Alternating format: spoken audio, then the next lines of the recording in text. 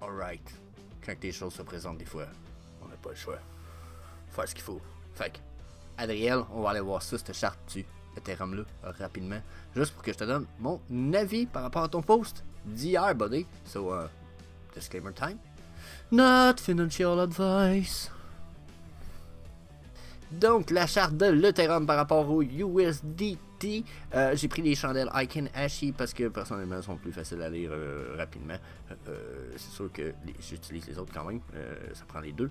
Mais quand même, personnellement, j'aime beaucoup plus regarder les Icon Ashi de prime abord. Donc, quand je regarde ça, je me suis mis sur le weekly pour ce qui est du Ethereum. Je me suis dit, on va aller voir qu'est-ce qu'il y a à présenter niveau weekly. Donc, déjà, on voit qu'il a refusé de tomber sous son 89, malgré le fait qu'il a passé sur le EMA 55, qui est ma ligne verte ici.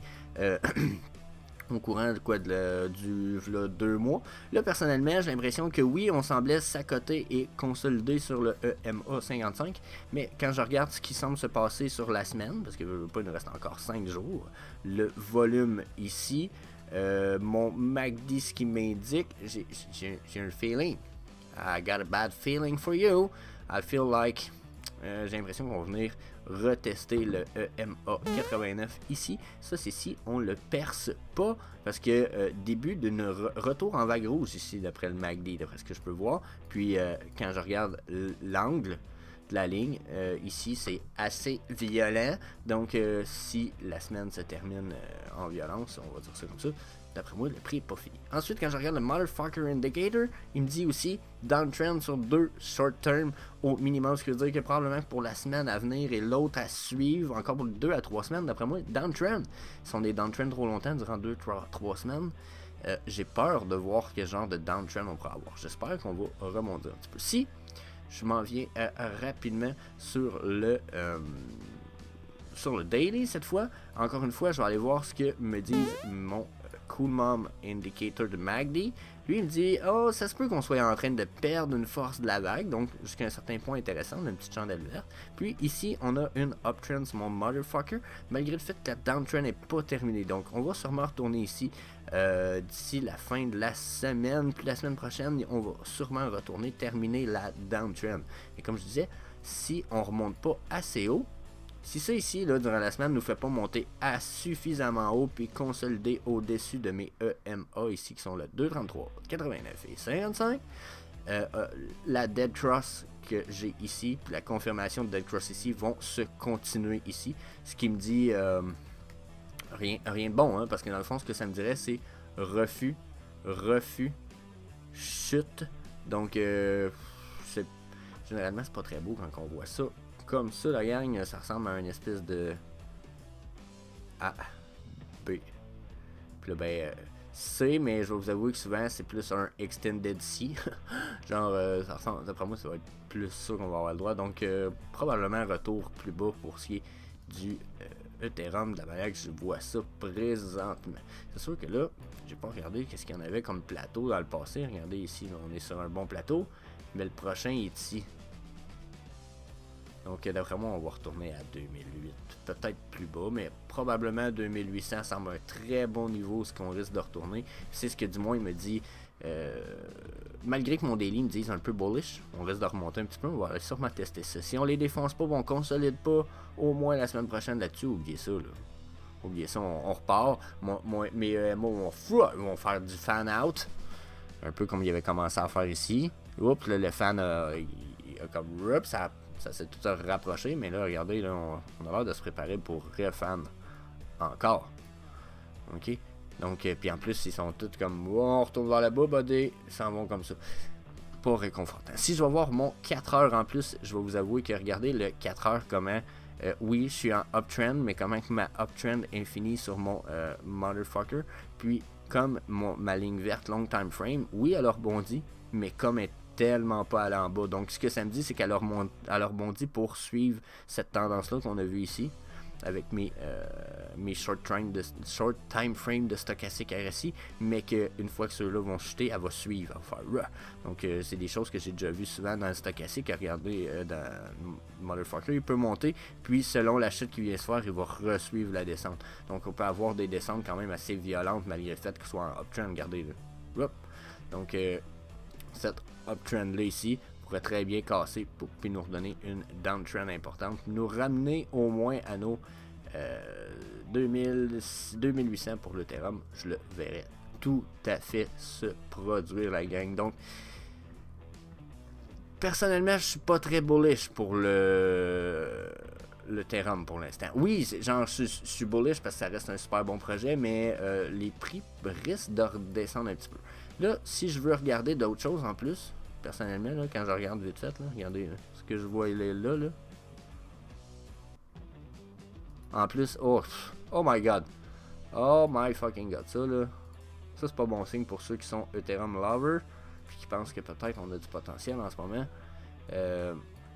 Regardez comment que ça là. Sur 2 bons bottoms. Oh, il n'a pas été retouché dans le passé, mais quand même 2 bons bottoms. On voyait une uptrend. Oh, je dis mauvaise nouvelle, mais ouais, ben, bonne ou mauvaise nouvelle en fait. Parce que regardez bien. Vous avez le choix, peu importe ce qui va se passer. Soit, oh, regarde, ça tombe tellement là-dessus, ça c'est le fun ça. On a comme perdu puis cassé cette trend-là.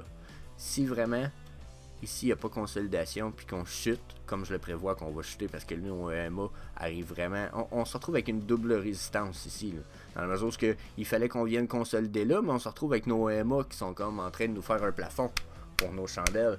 Donc, personnellement, là, je vois très bien les EMA continuer comme ça, puis mes chandelles faire c'est fini mon papy, on s'en retourne dans les prix plus bas, puis ça confirmerait probablement une tendance du style celle qui est là, puis qui semblait se dessiner un peu de façon un peu, je voudrais quasiment cachetière là. On va effacer les EMA, je vais effacer cette trendline là, 2 secondes, un petit peu. Donc, je pourrais peut-être déliter mes coups de crayon, là, mais regardez comment moi je vois une belle downtrend juste là. Puis je voudrais bien que je vois un biseau descendant. Voyez-vous, probablement que cette chandelle-là, t'as un flash, regardez. On a un beau biseau descendant, fait qu'à mes yeux, là, on retourne sur le pinceau, là, on s'en vient faire ça comme ça.